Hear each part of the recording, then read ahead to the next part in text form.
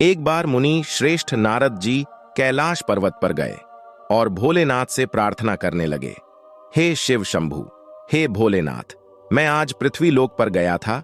मैंने ऐसे कुछ दृश्य देखे जिन्हें देखकर मैं चिंतित हो गया, इसीलिए भोलेनाथ मैं आपके पास आया हूं। हे भोलेनाथ, हमारे प्रश्नों के उत्तर देकर हमारे मन को शांत करें।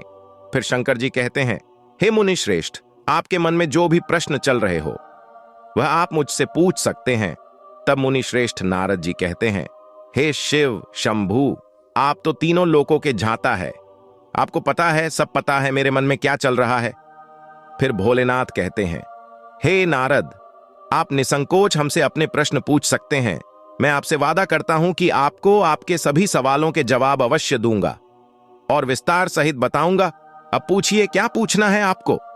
फिर नारद जी कहते हैं, हे भोलेनाथ, मेरे मन में 5 प्रश्न चल रहे हैं जिनका आपसे जवाब चाहता हूं। पहला प्रश्न है, कुंवारी कन्याओं को तुलसी पर जल क्यों नहीं चढ़ाना चाहिए। दूसरा प्रश्न है, कुंवारी कन्याओं को बिछिया क्यों नहीं पहनना चाहिए। तीसरा प्रश्न है, हमारा कन्याओं को रात के समय अपने बालों को खोलकर क्यों नहीं सोना चाहिए।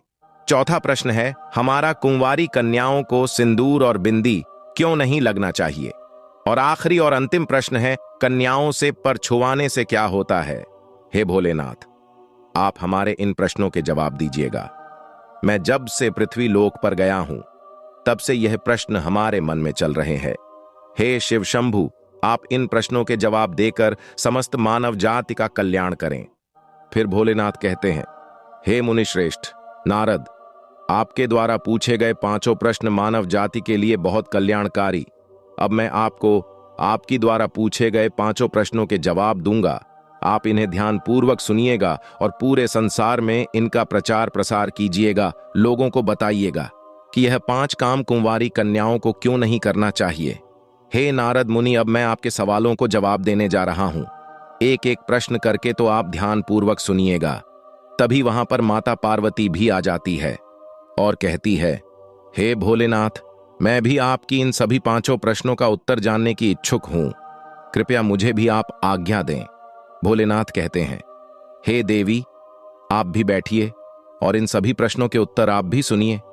फिर भोलेनाथ कहते हैं, कुंवारी कन्याओं के लिए कई ऐसी बातें हैं जिनके लिए उन्हें अक्सर घर के बड़े बुजुर्ग रोकते हैं और कहते हैं कि यह काम कुंवारी कन्याओं को नहीं करना चाहिए, दोष लगता है। पूछने पर जवाब में सिर्फ यही उत्तर मिलता है कि जब तुम्हारी शादी हो जाएगी तब तुम कर सकती है, यानी वह सारे काम विवाह और सुहाग से जोड़कर बता दिया जाता है। लेकिन इसके पीछे क्या वजह है, असली कारण पीछ रह जाता है। आइए जानते हैं कि कुंवारी कन्याओं को कौन से वह 5 काम हैं जो नहीं करने चाहिए और क्यों। क्या आपको भी घर के बड़े बुजुर्गों ने किसी काम के लिए कभी रोका है, यह कहते हुए कि कुंवारी कन्याओं को ऐसा नहीं करना चाहिए। आपके मन में उस समय यह ख्याल जरूर आया होगा कि आखिर ऐसा क्या है कि यह काम कुंवारी कन्याओं को नहीं करना चाहिए। क्या यह काम कुंवारी कन्या करेंगी तो आफत आ जाएगा। अगर आपने पलटकर यह सवाल पूछ लिया होता कि क्यों नहीं कर सकते, तो जवाब यही मिला होगा कि शादी के बाद यह सब कर लेना, अभी नहीं करना, बस यह जान लो। आइए ऐसे ही काम के बारे में जानते हैं जिन्हें कुंवारी कन्याओं को करने से मना किया जाता है और इसके पीछे वजह क्या है। कुंवारी कन्याओं को तुलसी में जल नहीं देना चाहिए। कुंवारी कन्याओं के लिए यह कहा जाता है कि उन्हें तुलसी में जल नहीं देना चाहिए। दरअसल तुलसी माता भगवान विष्णु की प्रिया मानी जाती हैं और वह जलंधर नामक असुर की पत्नी थी।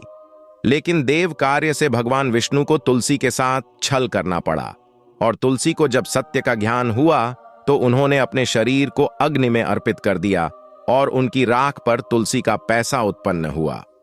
तुलसी का मूल नाम वृंदा है, जो पतिव्रता स्त्री थी, इसलिए केवल सुहागन स्त्री ही तुलसी को जल और सिंदूर अर्पित करती हैं ताकि उनका सुहाग बना रहे। इसलिए कहा जाता है कि तुलसी में कभी भी कुंवारी कन्या को जल नहीं देना चाहिए। कुंवारी कन्याओं को बिछिया नहीं धारण करना चाहिए। बिछिया अंगूठी की तरह का आभूषण है जो जिसे पैरों में पहना जाता है। विवाह के बाद कन्याओं को बिधिया धारण करने के लिए कहा जाता है, लेकिन जब तक विवाह नहीं हो जाता है तब तक बिछिया धारण करना कुंवारी कन्याओं के लिए शुभ नहीं माना जाता है। दरअसल बिछिया का संबंध संतान सुख से माना जाता है, क्योंकि इसका असर गर्भाशय पर पड़ता है। इस तरह की मान्यता है। इस वजह से बिछिया को भी सुहाग से जोड़ दिया गया है और कहा जाता है कि केवल सुहागन स्त्री ही इसे धारण कर सकती हैं। कुंवारी कन्याओं को बाल खोलकर नहीं सोना चाहिए। घर के बड़े बुजुर्ग अक्सर यह कहते हैं कि कन्याओं को बाल खुला नहीं रखना चाहिए और बाल खोलकर नहीं सोना चाहिए। दरअसल इस तरह की मान्यता है कि नकारात्मक शक्तियां इससे हावी हो सकती हैं।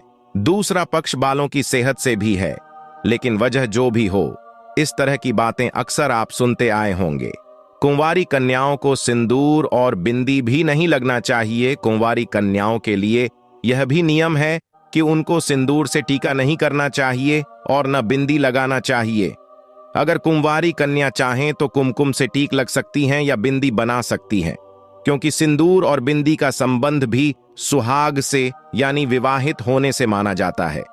कुंवारी कन्याएं पैर नहीं छूती। अक्सर जब छोटी कन्या किसी के पैर छूने लगती हैं तो उसे रोक दिया जाता है कि हमारे यहाँ कन्या पैर नहीं छूती हैं। दरअसल कुंवारी कन्याओं को देवी का रूप माना जाता है और उनकी पूजा की जाती है। लोग देवी के चरण छूते हैं, न कि उनसे चरण स्पर्श करवाते हैं। इसलिए कुंवारी कन्याएं किसी के पैर नहीं छूती हैं। फिर भोलेनाथ कहते हैं, हे नारद मुनि, अब आपको आपके सवालों के जवाब मिल चुके होंगे। मैंने आपको विस्तार सहित बताया है कि कुंवारी कन्याओं को इन 5 कामों से हरदम बचना चाहिए। हमारे शास्त्रों में ऐसा बतलाया गया है। फिर नारद जी कहते हैं, हे भोलेनाथ, आपके मुखारविंद से मुझे अपने 5 सवालों के जवाब मिल गए हैं। अब मैं पूरे पृथ्वीवासियों को इन 5 सवालों का जवाब दूंगा और उन्हें बताऊंगा कि कुंवारी कन्याओं को यह 5 काम नहीं करना चाहिए। दोस्तों, यह वीडियो आपको कैसा लगा हमें कमेंट बॉक्स में लिखकर जरूर बताइएगा, और दोस्तों साथ में चैनल को सब्सक्राइब भी करेगा, जिससे आपको ऐसी ही ज्ञानवर्धक वीडियो प्राप्त हो सके। धन्यवाद। गंगा स्नान करते वक्त करें इस मंत्र का जाप, भिखारी भी बन जाता है करोड़पति।